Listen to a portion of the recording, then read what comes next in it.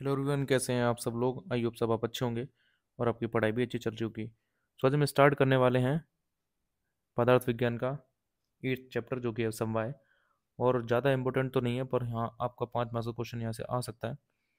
तो स्टार्ट करते हैं चैप्टर। पर उससे पहले एक आपसे इन्फॉर्मेशन आपके साथ शेयर करना चाहूँगा। अगर हमारा ये वीडियो लेक्चर आप यूट्यूब पर देख रहे हैं तो प्ले स्टोर से हमारे ऐप को डाउनलोड कर लीजिए, या फिर मैंने इस वीडियो के डिस्क्रिप्शन में लिंक डाल रखा है BMS मीट को ऐप का। तो आप वहाँ जाकर उसको डाउनलोड कर लीजिए और वहाँ पर आपको सभी लेक्चर और वीडियोस, इसके अलावा जो हमारे नोट्स हैं वो भी आपको वहाँ पर मिल जाएंगे। ठीक है, तो चलिए स्टार्ट करते हैं। सभी के लिंक जो है मैंने डिस्क्रिप्शन में दे रखे हैं।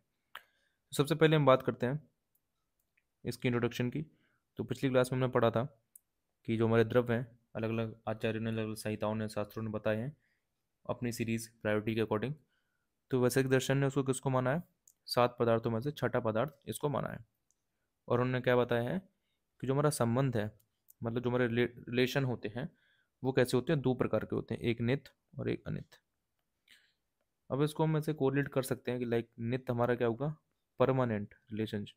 ठीक है, और ये हमारा अनित्य क्या हो गया? टेम्परेरी हो गया। तो यहाँ पर ऐसे आप इसको समझ सकते हैं। अब देखो, जो हमारा अनित्य संबंध है उसको क्या बोलेंगे? हम संयोग बोलेंगे। ये बात आपको ध्यान रखनी है।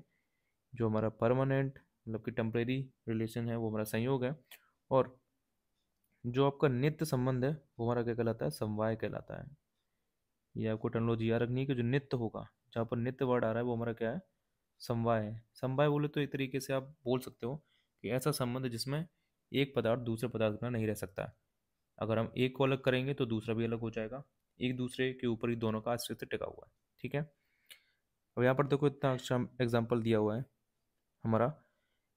क्या बोला है कि पक्षी का वृक्ष की डाल पर बैठना संयोग है, जो कि अनित्य है। अनित्य क्यों है? क्योंकि पक्षी का मन नहीं हुआ तो वो उड़ के चला जाएगा वापस। तो हमारा क्या हो जाएगा? विभाग हो जाएगा। ठीक है, डाल का और पक्षी का विभाग हो जाएगा। तो हमारा ये कैसा संबंध हो गया? अनित्य हो गया संबंध। अब क्या कह रहा है कि पक्षी का अपने वर्ड से संबंध समवाय है। अब मान लो लाइक एग्जाम्पल के तौर पर तोता, पैरट, कलर होता है ग्रीन। अब उसका अपने कलर के साथ जो संबंध है, रिलेशन है, वो कैसा है? उसका परमानेंट है। चाहे वो जीता रहे या फिर मर जाए, तो अगर कैसे भी करेगा, कुछ भी करेगा, पर जो उसका कलर है वो उसका ग्रीन ही रहेगा, चेंज नहीं हो सकता। तो उसका जो अपने कलर के साथ, वर्ड के साथ जो संबंध है वो कैसा हुआ? नित्य हुआ। नित्य संबंध यानी समवाय संबंध। ठीक है, बस आपको ये याद रखना है, नित्य संबंध इक्वल टू समवाय संबंध। ठीक है,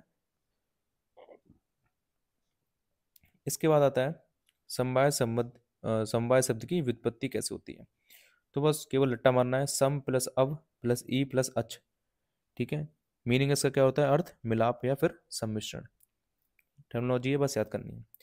बात करते हैं लक्षण की। लक्षण या फिर परिभाषा एक ही बात है, तो कंफ्यूज नहीं होना है। सबसे पहले बात करते हैं हम तर्क संग्रह के अनुसार। 3 पॉइंट लिखे हैं पर क्या बोला है कि समवाय नित्य संबंध को कहते हैं, ऑलरेडी हमने पढ़ा है। सेकंड क्या है? समवाय अयुत सिद्ध पदार्थों में पाया जाता है। अब अयुत सिद्ध पदार्थों का मतलब क्या हुआ? जो मैंने आपको स्टार्टिंग में बताया था, ऐसा संबंध जो 2 पदार्थों के बीच में है और एक का संबंध दूसरे से है, और जो कि एक दूसरे के ऊपर डिपेंडेबल हैं दोनों। एक के बिना दूसरा नहीं जी सकता और दूसरे के बिना एक नहीं जी सकता। मैं लव स्टोरी की बात नहीं कर रहा हूँ, पदार्थों की बात कर रहा हूँ। ठीक है, सो क्या लिखा हुआ है? ऐसे पदार्थ, 2 पदार्थ, ठीक है, एक की अवस्था नष्ट ना होने तक दूसरे के आश्रित रहता है। मतलब एक पदार्थ है, जब तक उसकी अवस्था नष्ट नहीं हो जाती है तब तक वो उस पर ही आश्रित रहता है, पदार्थ के ऊपर। अगर वो पदार्थ नष्ट हो जाएगा तो उसके साथ वाला जो पदार्थ है वो भी नष्ट हो जाएगा। ठीक है, ऐसे पदार्थों का कहते हैं हम अयुत सिद्ध पदार्थ कहते हैं। ठीक है, तो ऐसे पदार्थों को हम क्या कहते हैं? अयुत सिद्ध पदार्थ कहते हैं। एग्जाम्पल दिए गए हैं, जैसे हमारा अवयव और अवयवी का संबंध, गुण और गुणी का संबंध, क्रिया क्रियावान का संबंध, जाति और व्यक्ति का संबंध, विशेष और नित्य द्रव्य का संबंध। ठीक है, तो यहाँ पर 5 एग्जाम्पल बताए हुए हैं। एक आपका अवयव और अवयवी का संबंध, ठीक है। सेकंड आपका गुण और गुणी का संबंध। थर्ड क्रिया और क्रियावान का संबंध। फोर्थ जाति और व्यक्ति का संबंध। फिफ्थ आपका विशेष और नित्य द्रव्य का संबंध। अब हम एक एक तौर पे एग्जाम्पल देख लेते हैं। इसके नंबर फर्स्ट आता है हमारा अवयव और अवयवी का संबंध। ठीक है, तो इसके अंदर क्या आता है हमारा? कार और कारण का सिद्धांत, यानी कि जो भी कार्य हो रहा है उसके पीछे क्या रीजन है। जैसे यहाँ पर उन्होंने बोला है जो हमारा कारण होता है वो क्या कहलाता है, अवयव कहलाता है, और जो कार्य है वो हमारा क्या होता है, अवयवी होता है।